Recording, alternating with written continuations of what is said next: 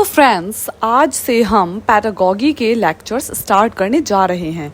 सबसे पहले थोड़ा सा सिलेबस को ब्रीफ में डिस्कस करते हैं कि पैडागॉजी के अंदर क्या क्या इंपॉर्टेंट टॉपिक्स हैं जो हमें CTET और DSSB और अदर टीचर्स एग्ज़ाम जैसी वैकेंसीज़ के लिए तैयार करने चाहिए। तो चलिए स्टार्ट करते हैं। सबसे पहले जानते हैं कि पैडागॉजी का अपने आप में क्या मतलब होता है। होलिस्टिकली अगर हम देखें तो पैडागॉजी का मतलब होता है एक्ट ऑफ टीचिंग, यानी कि जितने भी आयाम टीचिंग से जुड़े हुए हैं, जिन सभी चीज़ों के थ्रू एक टीचर को परिपक्व बनाया जाता है ताकि वो स्टूडेंट की प्रॉब्लम्स को इजीली समझ सके, साथ ही उसकी लर्निंग में उसकी हेल्प कर सके।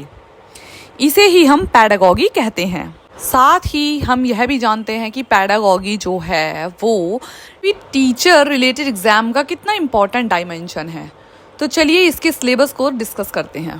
इसकी शुरुआत ही एक स्टूडेंट की ग्रोथ एंड डेवलपमेंट के साथ होती है। पैडागॉजी के अंदर हम ग्रोथ एंड डेवलपमेंट को एज अ कंसेप्ट पढ़ेंगे, साथ ही जानेंगे उनके स्टेजेस के बारे में, प्रिंसिपल्स के बारे में एंड प्रिंसिपल ऑफ डायरेक्शन के बारे में।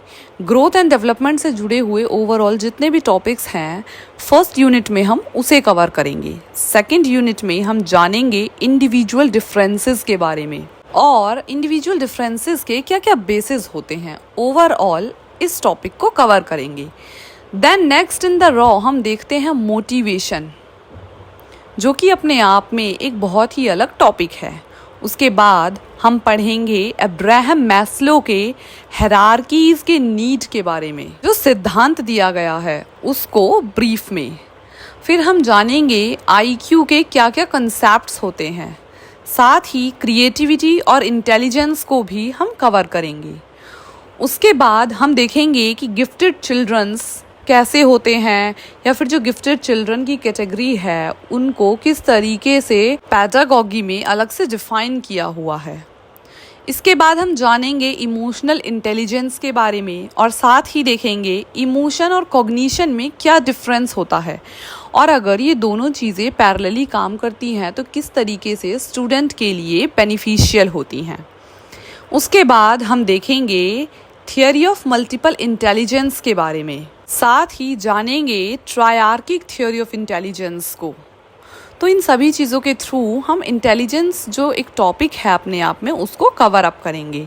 नेक्स्ट इन द रॉ हम देखते हैं कॉग्निटिव थ्योरी, जो कि पियाजे ने दी थी, तो वो किस तरीके से वाइगोत्स्की की थ्योरी से डिफरेंट है। दोनों ही फिलोसोफर्स की थ्योरी को हम बहुत ही डिटेल में डिस्कस करेंगे। देन हम देखेंगे process of equilibration and the process of adaptation, और ये किस तरीके से किसी स्टूडेंट की लाइफ में काम करता है। नेक्स्ट इन द रॉ हम एक और थ्योरी पढ़ेंगे, that is the Kohlberg's moral development theory. इसके बाद हम देखेंगे कि कितने तरीके की डिसेबिलिटीज होती हैं और उनसे कैसे निपटारा पाया जाए ताकि हर स्टूडेंट को एजुकेशन के फुलेस्ट बेनिफिट मिल सके, यानी कि कोई भी स्टूडेंट किसी डिसेबिलिटी की वजह से शिक्षा से वंचित ना रह जाए। उसके बाद हम देखेंगे कि लर्निंग डिसेबिलिटीज़, यानी कि पहले तो हम टाइप ऑफ डिसेबिलिटीज़ को देखेंगे और उसके बाद स्पेशली जो लर्निंग रिलेटेड डिसेबिलिटीज़ हैं उनको डिस्कस करेंगे। देन हम देखेंगे इंक्लूसिव एजुकेशन कैसे आजकल एक बहुत इम्पॉर्टेंट भूमिका निभाती है सभी स्टूडेंट्स तक एजुकेशन पहुंचाने के लिए। उसके बाद हम देखेंगे RTE एक्ट, यानी कि राइट्स टू एजुकेशन एक्ट 2009 के बारे में। उससे जुड़े हुए जितने भी राइट्स हैं, चाहे वो फंडामेंटल राइट्स हैं, साथ ही हम directive principles of state policies को भी डिस्कस करेंगे, जो सभी एक स्टूडेंट की एजुकेशन को इम्पैक्ट करते हैं।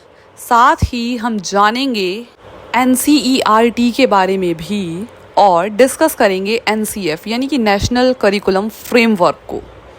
उसके बाद हम whole soul as a national education policy 2020 को डिस्कस करेंगे, जो कि कहीं ना कहीं करंट का टॉपिक भी है और जिसमें जानने के लिए बहुत कुछ है। साथ ही थोड़ा सा ब्रीफ में उन सभी एजुकेशन पॉलिसीज़ को डिस्कस करेंगे जो इंडिपेंडेंस से लेकर आज तक इंडिया में आई थी, और बहुत सारे ऐसे कमीशंस की रिपोर्ट्स को भी डिस्कस करेंगे जिन्होंने इंडिया में एजुकेशन को इम्पैक्ट किया है। नेक्स्ट इन द रॉ हम देखते हैं कि चाइल्ड सेंटर्ड क्यों होनी चाहिए एजुकेशन। क्योंकि एक टाइम तक हमने देखा था कि टीचर सेंटर्ड एजुकेशन होती थी। टीचर्स आए, उन्होंने ब्लैक बोर्ड पे कुछ पढ़ा दिया, क्लास में कोई इंटरेक्शन नहीं हुआ और इसी तरीके से कोर्स कंप्लीट करके बच्चे का जो 1 साल था वो पूरा कंप्लीट हो जाता था। तो इस टॉपिक में हम इस चीज़ की इम्पोर्टेंस को जानने की कोशिश करेंगे कि एजुकेशन को चाइल्ड सेंटर्ड क्यों होना चाहिए। साथ ही डिस्कस करेंगे लैंग्वेज, जेंडर जैसे टॉपिक्स को जो कहीं ना कहीं एक बैरियर के रूप में काम करते हैं, लेकिन अगर उन्हें सही तरीके से इस्तेमाल किया जाए तो वही एजुकेशन के फील्ड में कितने ज़्यादा यूं पॉसिबल आउटकम्स को लेकर आ सकता है।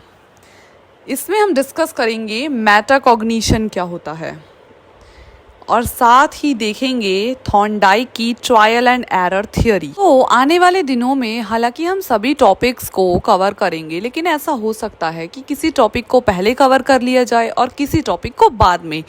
लेकिन हमारी कोशिश यह रहेगी कि सिलेबस को कंप्लीट किया जाए और इस तरीके से टॉपिक्स को कवर किया जाए कि टीचिंग रिलेटेड किसी भी एग्जाम में एक भी क्वेश्चन अगर पैडागॉजी वाले पार्ट से आता है तो वो छूटे नहीं। सो आज के डिस्कशन में केवल थोड़ा सा सिलेबस को इलेबोरेटली जानना ज़रूरी था, क्योंकि अगर आप किसी रास्ते पे चलना चाहते हैं तो पहले उसके बारे में रूबरू होना ज़रूरी है, तभी वो रास्ता आसान और मज़ेदार होता है। तो चलिए आज के डिस्कशन में केवल इतना ही। इसी उम्मीद के साथ आपको छोड़कर जा रहे हैं कि आगे की जर्नी भी आप ज़रूर साथ में एंजॉय करेंगे।